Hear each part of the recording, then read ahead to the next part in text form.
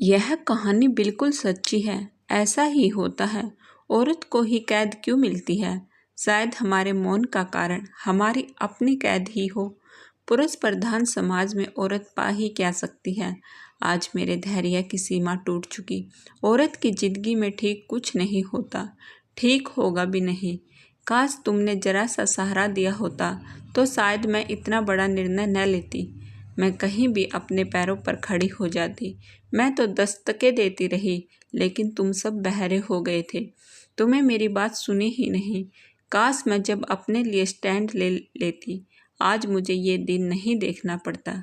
लेती भी कैसे, क्योंकि मेरी माँ की तो कोई सुनता ही नहीं था। वो बहुत रोती थी, क्योंकि वो बहुत डरती थी। जब कोई बात कहती तो उसे ही कहा जाता, तूने ही बिगाड़ रखा है इनको। बस मेरी माँ तो डर ही जाती, क्योंकि आज तक उसकी हमारे घर में किसी ने नहीं सुनी और न ही उसको समझा।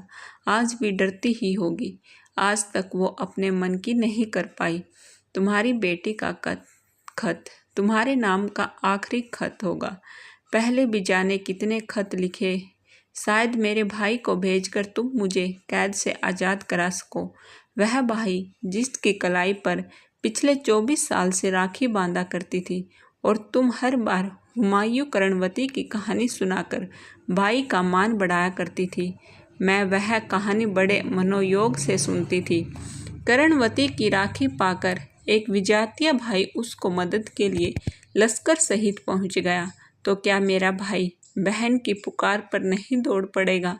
इसी उम्मीद के सहारे जाने कितनी बार शब्दों की बैसाखी लिए अपने भाई को पुकारती रही।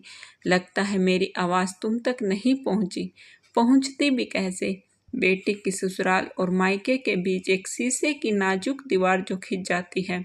ससुराल की देहरी पर खड़ी बेटी बड़ी असरत से दीवार के पार झांकती रहती, लेकिन उसकी आवाज़ शीशे की दीवार से टकराकर उसके ही पास लौट आती।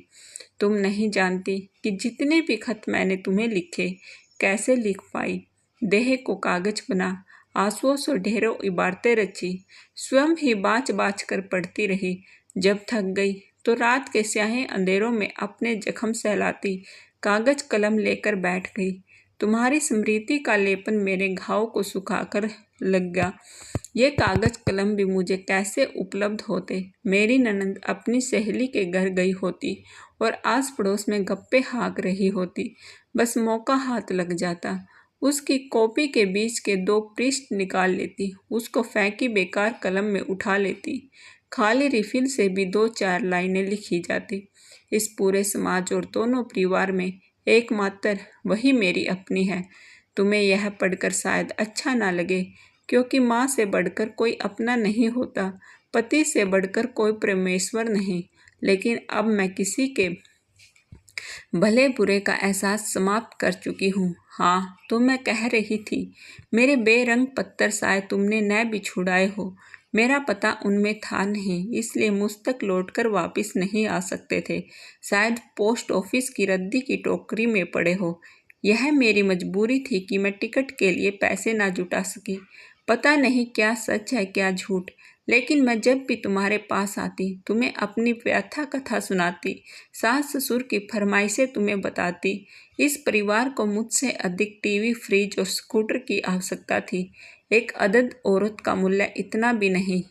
अपनी प्रताड़ना के चिन्ह अपनी देह पर दिखाती।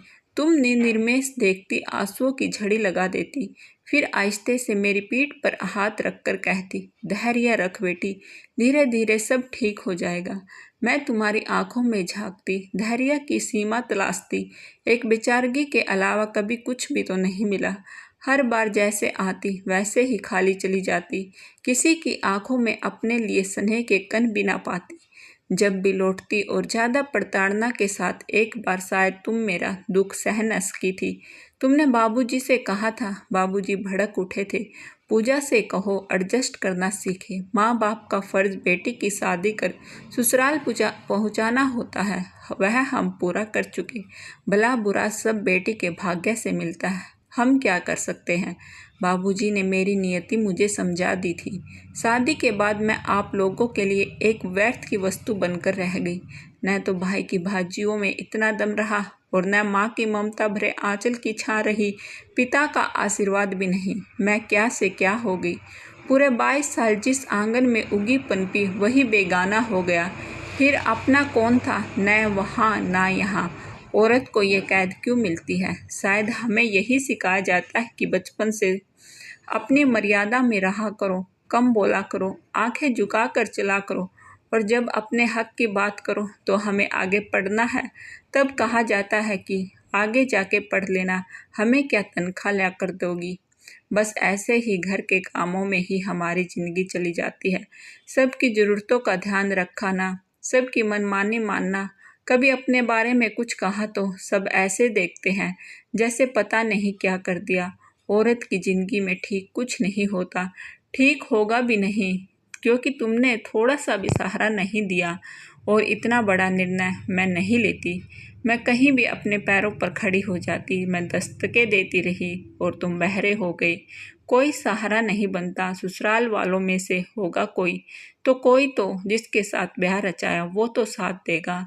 जब देखा तो उसने तो ऐसे कैद कर दिया हो जैसे कोई जुर्म करके आई हूँ। बस ससुराल वालों का काम करते रहो, कोई 2 मिनट के लिए बात भी नहीं करता। ज़रूरत हो तो बात करते हैं, ज़रूरत ख़त्म तो बात ख़त्म। कोई घर वाला आया, किसी ने भी कुछ कह दिया, बस घुटन भरी ज़िंदगी से अब मैं तंग हो गई। अब बर्दाश्त की आखिरी हद हो गई। इस पत्र की समाप्ति के 5 मिनट बाद मैं भी नहीं रहूँगी, लेकिन अंतिम निवेदन है कि मेरी लाश की कीमत मत वसूल करना।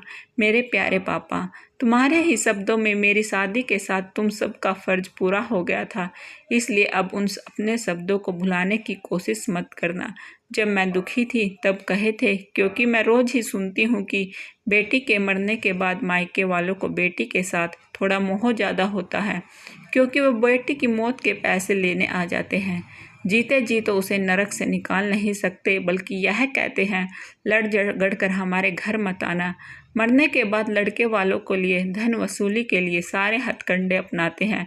मुझ जैसी कितनी ही पूजा केवल इसलिए दम तोड़ देती होंगी कि उनकी माँ भी उनका साथ नहीं दे रही। जानती हूँ अनीता के